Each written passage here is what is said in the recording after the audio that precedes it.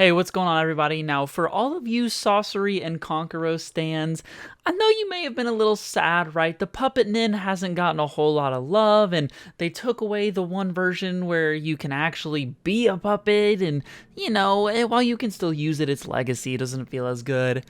I have got some news for you. Just a few days ago, our Lord and Savior King and a ton of other people who I will post the image right here have been working on it, and we have our brand new 2023 updated puppet-nin class. Okay, now just seeing the cover alone makes me so excited for this. I'm so pumped. I've looked through it a little bit to have an idea, and the plan today is we're going to give you an overview of the class like we have with the other class videos, updating puppet-nin, giving it that good, alright.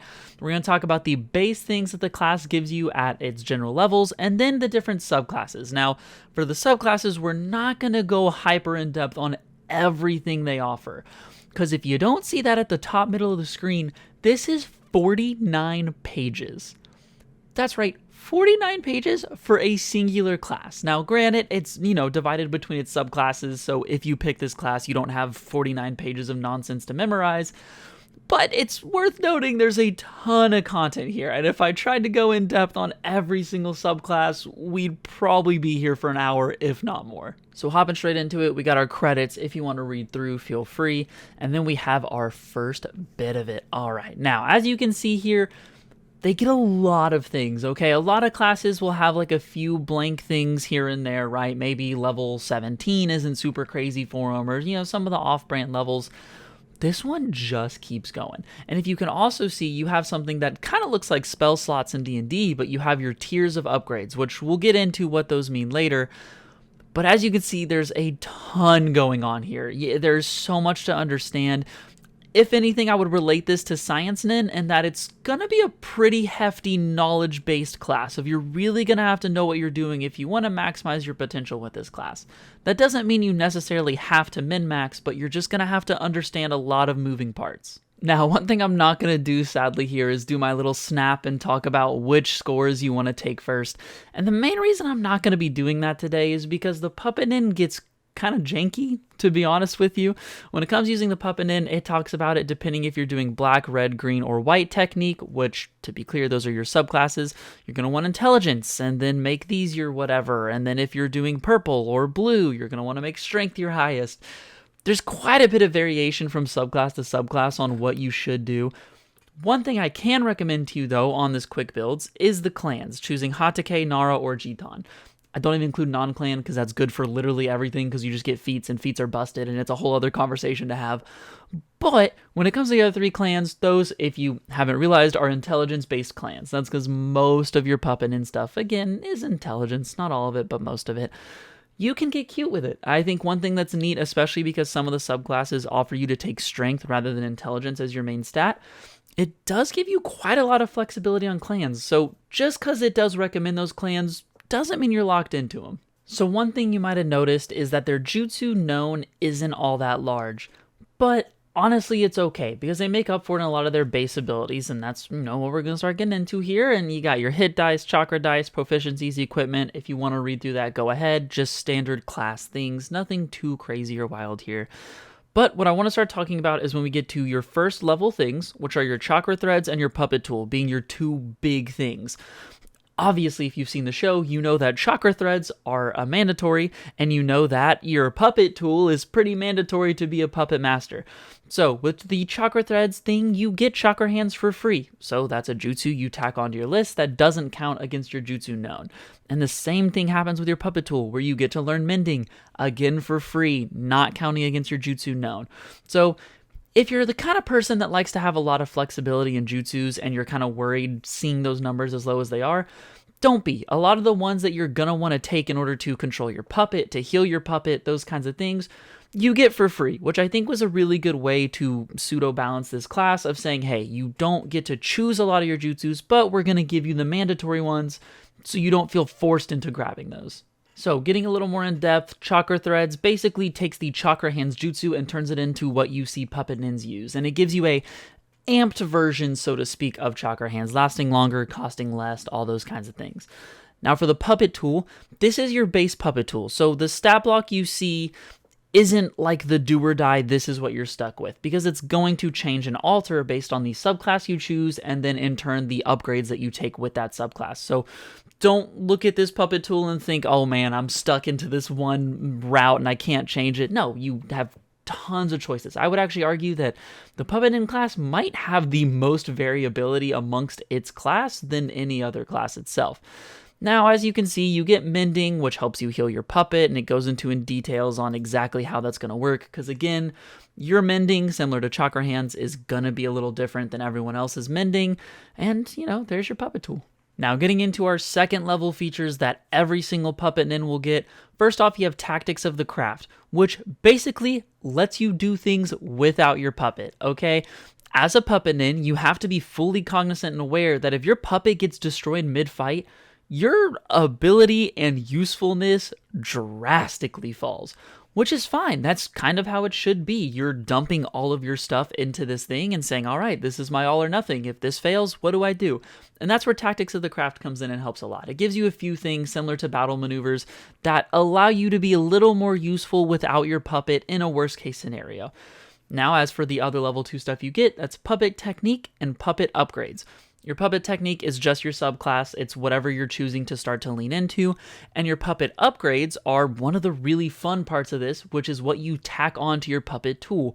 Now, the Puppet Upgrades are specific to each subclass. So before choosing your subclass, I highly recommend looking through those upgrades and seeing if there's any that you really want or really need, or that you just deem as, oh, this is so sick, you know, whatever the case may be.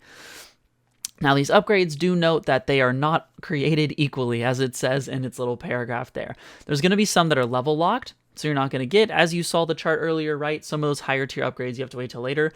There's some of them that you can take multiple times. Some of them you can't. Some of them add abilities. Some of them add ability scores. Some of them do a bunch of different things. So again, that's where really a lot of the meat of this class comes from, is the puppet upgrades. So don't just glaze over those when going into this class.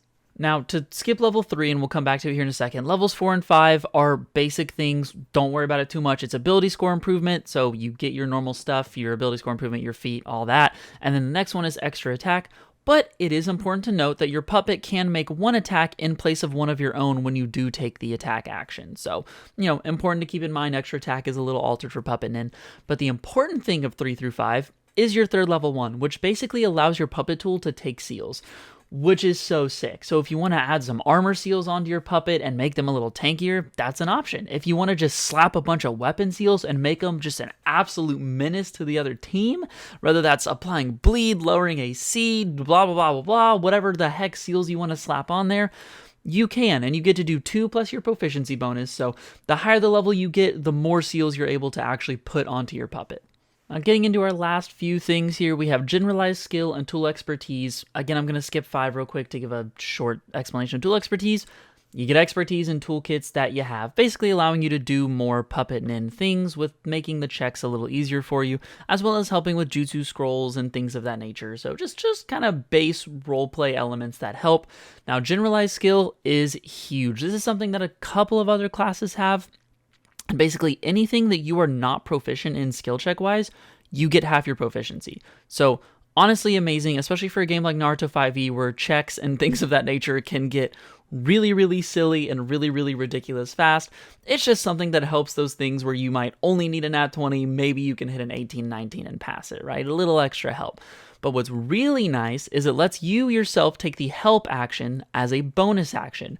Not only that, but it's important to remember that your puppet-nin is a friendly ally, so you can use your help action to give your puppet advantage on things. Something to always keep in mind when you're playing. Something else, you don't have to be next to the target. You can be 30 feet away from them and give that help action. So you can really be a really powerful team player of not only helping your puppet, but helping other allies that might be in a sticky wicket or two. And finally, for our last main class feature, it's a level 15 feature, so to be honest, most of you probably won't touch this, but That's okay. That's kind of the intention of high level things, is to be a little wacko, and it's always prepared, all right? It gives you a little more bulk to use. It lets you do a few things per full rest of like making things higher quality, such as certain pills, certain tools, whatever. You can also change your puppet upgrades on short rests rather than long rests. And then finally at level 18, you just get more nonsense of creating temporary upgrades and stuff. It's absurd. I wouldn't worry too much about that. If you're thinking about puppet-nin for a actual campaign and not just like a one-shot type thing, wouldn't think too hard about this feature. So as we talked about earlier, these puppet master tactics that you see here are what allow you to be useful without your puppet. These are things that you do on your own that can sometimes help your puppet depending on what the thing is that you're doing, whether that's amping them, defending them, things like that.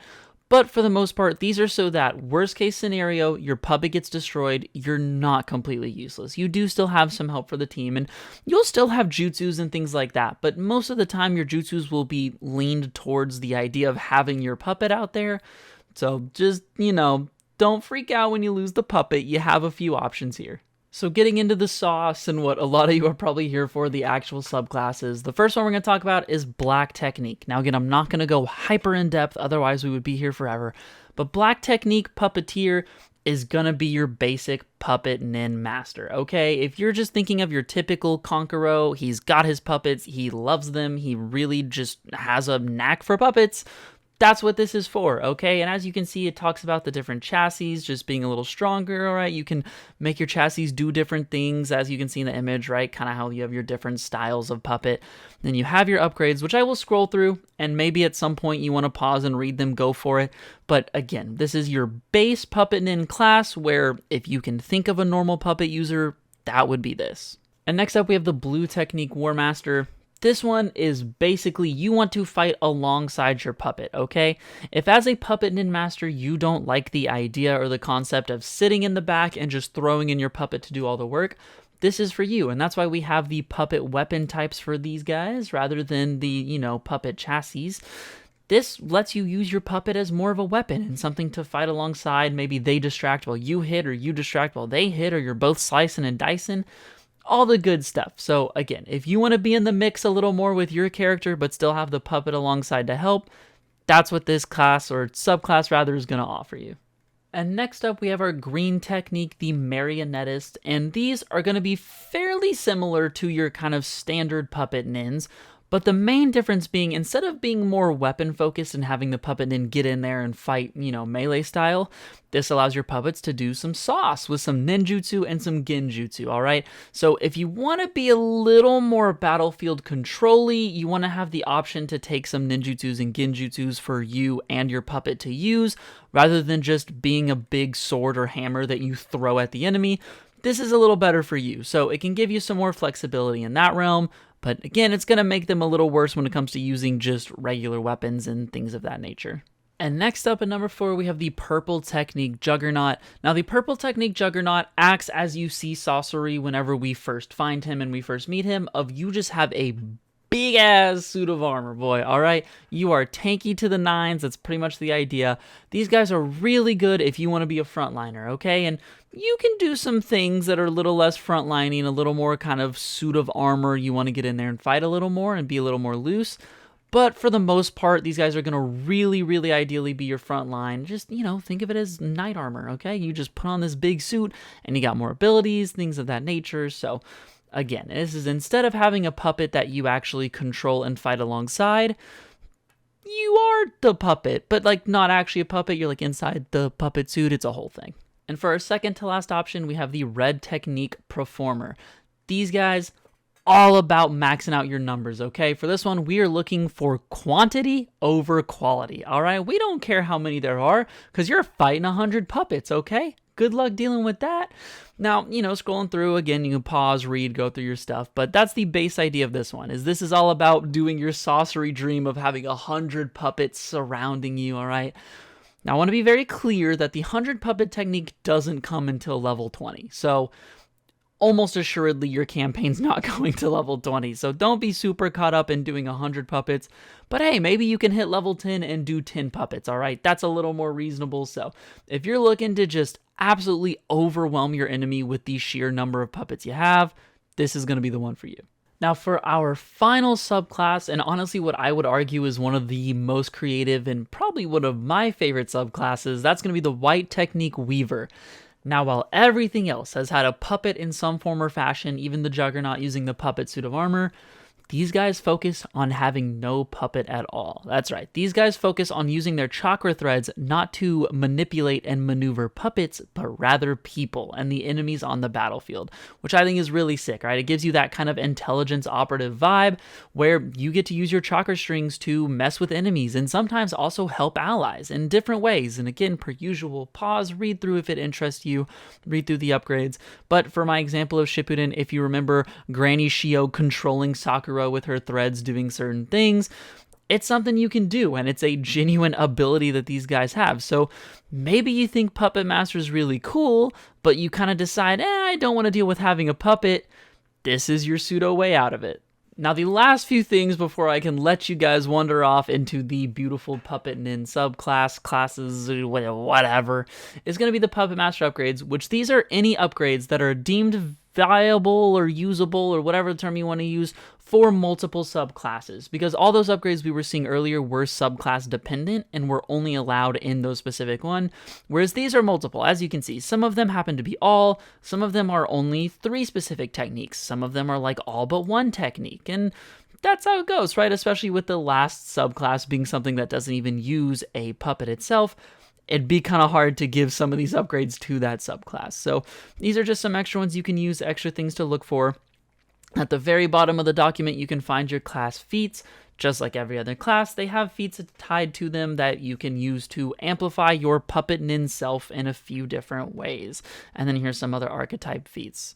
All right, now I know that was a long one, so I'm gonna let you guys go quick, but all I gotta say is I can't wait to dive into this a little more in depth and get more of an idea on it, because I think their changes were amazing. They included everything really well. It's, I think, from what I have seen, genuinely so well designed and has so much flexibility. You have so many options with this thing, which really is kind of what a puppet-nin master should be, right? Like, it's someone that has this tool that they can alter to be whatever they need it to be at a moment's notice. So it really does it justice. I think it's awesome. Hopefully you guys too. If you like the content, subscribe down below.